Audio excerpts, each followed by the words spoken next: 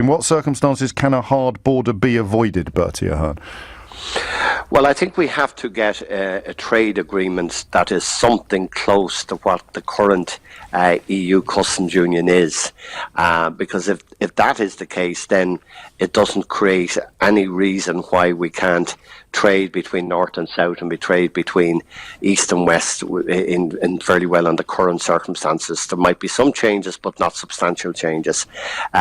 If the United Kingdom were to do no deal with the EU or do a deal that was very different, then we would have a major problem.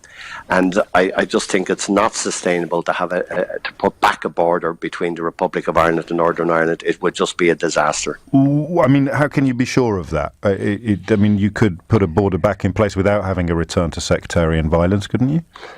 I don't think you'd have sectarian violence. I don't think we're going to go back to violence, but I think the ordinary public would not tolerate a border. I don't think you'd be waiting for violence. I think the ordinary Joe and Mary Soap would just not accommodate a border in any circumstances. So when Brexit campaigners or Brexit supporters who say that Parliament, the Westminster Parliament, has a vote on whatever deal is negotiated, and if that deal is rejected, then we leave without a deal, people punting that line would essentially be promoting civil unrest of a sort in Ireland.